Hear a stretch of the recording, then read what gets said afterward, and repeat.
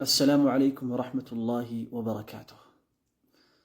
يسلمنا أوقات ويم شريعاوي أوقات لمن دنو ما يقلن لمن دنو ما يقرالن لمن دنو حفظا يمن رساو أوقان يمن رساو يبزو تشاچن ጥያቄ ነው። ምክንያቶቹ ብዙ ናቸው። ያወቅነው እንዲጸድቅልን የሐፈዝነው እንዳይረሳ ማድረግ ወይም ማሟላት ያሉብን መስፈርቶች ብዙ ቢሆኑ ባንዴ ዘርዝረን ልንጨርሳቸው ማንችላቸው ቢሆኑ አንድና ሁለቶቹን ግን ከማስታወስ ወደ ኋላ ማለት የለብንምና አንዱን ነገር አብረን እናስታውሳለን። የመጀመሪያው التقوى አላህ Subhanahu Wa Ta'ala መፍራት ከወንጀል መራቅ ወንጀል መስራት ወንጀል ማብዛት የሐፈዝነውን እንድንረሳ የተማርነው እንዲርቀን ምክንያት ይሆናል። አላህ Subhanahu Wa Ta'ala በሱረቱል አንፋል ላይ ምን ይላል?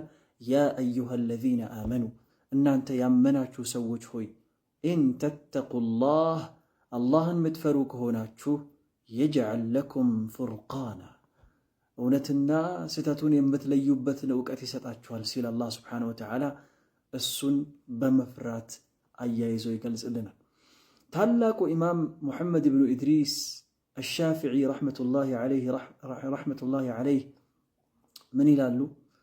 شكوت إلى وكيع سوء حفظي وكيع شيخاتቸው ነውና ወኪዕ ጋር ሄጄ حفظ ላይ ችግር እንዳጋጠመኝ መሐፈዝ እየጠናኝ እንደሆነ ያስቸገረኝ እንደሆነ ነገርኩት ይላሉ።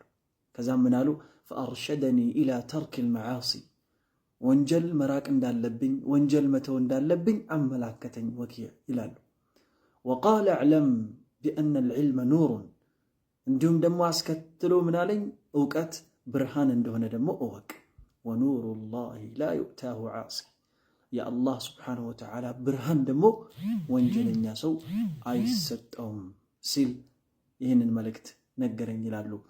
ግጥሟን እንደገና ደግማታለሁ ደስ ስለምትል شكوت إلى وكيع سوء حفظي فأرشدني إلى ترك المعاصي وقال اعلم بأن العلم نور ونور الله لا يؤتاه عاصي جعلني الله وإياكم من المتقين لله حق التقوى والسلام عليكم ورحمة الله وبركاته.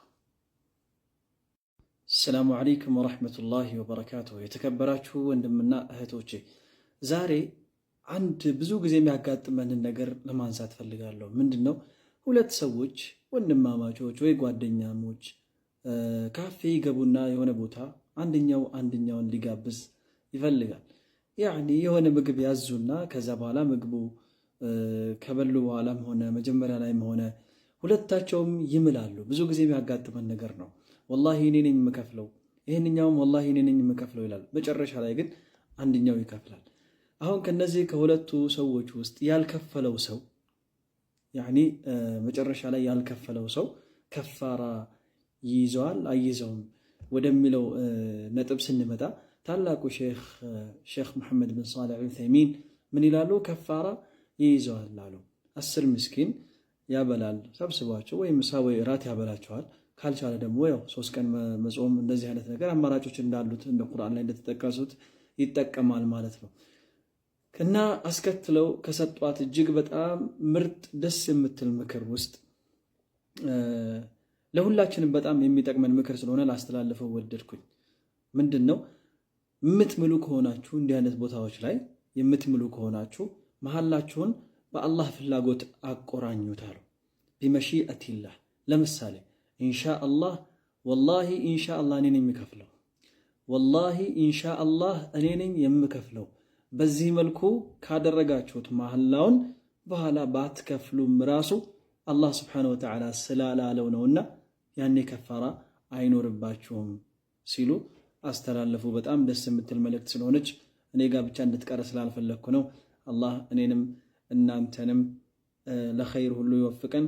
ያው ግን የማይረሳውና የማይካደው ነገር መሐላ ማብዛት አያስፈልግም። ከሆነም ግን በዚህ መልኩ ብታደርጉት ጥሩ ነው ለማለት ነው። السلام عليكم ورحمة الله وبركاته. السلام عليكم ورحمة الله وبركاته. ወንድምና እህቶቼ አንድ ነገር ላስታውሳችሁ ነው። እሱም ምንድነው? ጓደኛ በሶስት ይከፈላል አሉ።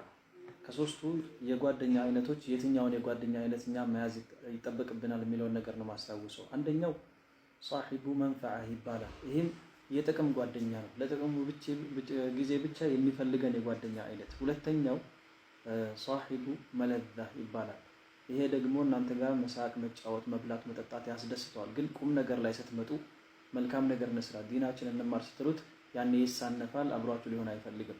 ሁለቱ አሁን ያሳለፍናቸው የጓደኛ አይነቶች ያኒ ለዱንያም ሆነ ለአኺራ የሚጠቅሙን ሰዎች አይደሉም። እንዲህ አይነቱን ሰዎች መራቅ አለብን። ሶስተኛው ሷሂቡ ፈዲላ ይባላል። ይሄ ደግሞ በዱንያዊ ጉዳይ ብቻ ሳይሆን በአኺራ ጉዳያችሁ ራሱ ሁሌ ከጎናችሁ ሊቆም የሚፈልግ ዲናችሁን አብሯችሁ ሊማር የሚፈልግ በዲን ላይ አላህን በመገዛት የአላህን ትእዛዞች በመፈጸምና ክልከላዎችን በመከልከል የሚያጠናክራችሁ በዚህም ላይ ስታወሩት የሚደሰት የሆነ የጓደኛ አይነት ነው።